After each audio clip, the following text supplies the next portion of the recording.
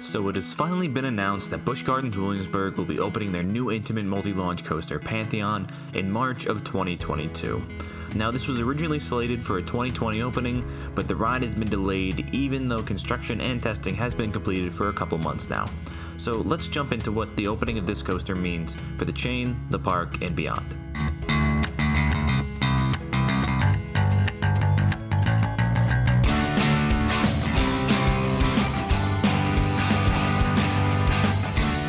So after years of planning, construction, and building this massive coaster, riders will finally get to experience the ride. For those who have forgotten, this ride will feature 4 launches, 2 inversions, and a beyond vertical drop, hitting an angle of 95 degrees on that massive top hat after the shuttle launches that will boost riders to speeds of 73 miles an hour. Now, this coaster is a total of 3,328 feet in length. Now, overall, this is going to be the king of the park. Looking at a similar ride like Velocicoaster, the enthusiast reactions have been nothing short of staggering, and most rank that ride near the top of their list. That being said, Pantheon won't feature nearly the same level of theming as Velocicoaster, but it will be taller, faster, and steeper. Now, the Florida coaster has some serious length and inversion advantage, but even so, Pantheon should pretty easily eclipse the trio of B&Ms at the park, and it could even rival I-305 and Twisted Timbers for the best roller coaster in the state of Virginia. While the announcement may be overshadowed by Iron Gwazi coming to its sister park, Busch Gardens Tampa Bay, Pantheon should really add a needed top-tier roller coaster to the park's lineup. While it isn't quite the top 2 that King's Dominion has, but unlike the Cedar Fair Park, this is one of the most gorgeous parks around. It's nice to see that the lineup is getting the same treatment as the rest of the park, and this is going to be a huge boost to enthusiasts.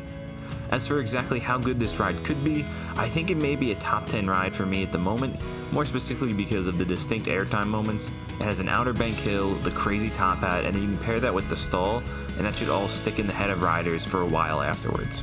Now, unfortunately, I do think that overall length will be the biggest downfall of this ride. The multiple launches might add a little bit of length, but only about 5 real elements, it just feels a little too short. Now, once again, to compare it to a ride like Velocicoaster, the ride seems just to be cut off a little bit early. Apparently, the ride was supposed to combine with the Spire Giga that's been rumored for the park, and could explain why it isn't that much longer. But either way, the standout elements alone should cover up those holes and boost this to be a very successful ride. As for why this ride was delayed so much, there's obviously the pandemic to blame for a good year to 18 months of delay.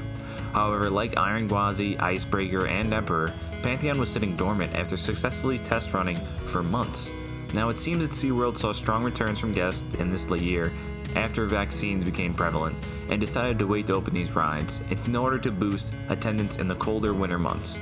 Now, that's usually when theme parks see their lowest attendance numbers, and why tack on to a booming summer when you can make a strong 2020 start and make back some of that money from adding all these rides over the last year or so. Now, financially, it makes a lot of sense, but it still kind of bothers me and many others that guests were promised these massive new additions when investing in season passes, and then were kept in the dark for months, and now they might not get to use them. Now, I know Gwazi will be giving some advanced rides to these expiring pass members, so I hope that all the parks do this for the new roller coasters at least.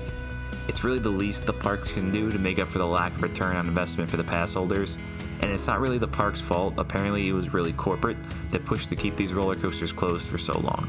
As for Intamin, I think that Velocicoaster and Pantheon can bring in a new wave of large-scale coasters from the manufacturer to the country. From 2008 to 2018, they only built 4 roller coasters in the US. You had Skyrush, Green Lantern, a Half Pipe, and Fahrenheit. Now, hopefully the success of these coasters in these major parks promote a strong return, and maybe even Six Flags or Cedar Fair will welcome them back, even though we've seen some intimate coasters go down this year, like El Toro with its derailment, and Skyrush had a cable snap. Now, as a quick add to last week's video, SeaWorld San Diego announced that Emperor, their new B&M dive coaster, will also open in March of 2022, meaning that 4 major roller coasters in the chain, Icebreaker, Emperor, Iron Gwazi, and Pantheon, will all open in a 2 to 3 month span next year. Now, imagine a lineup of just those 4 roller coasters. It could beat out most small scale parks. Now, that's going to be all for this week. How do you think Pantheon will be, and will it compete with the other rides in the park, the state, or will it even stack up to Velocicoaster down in Orlando? Let me know below, and check out last week's video for the rest of the SeaWorld announcement and other recent roller coaster news. So till next week, that's all from the shores of Island Coasters.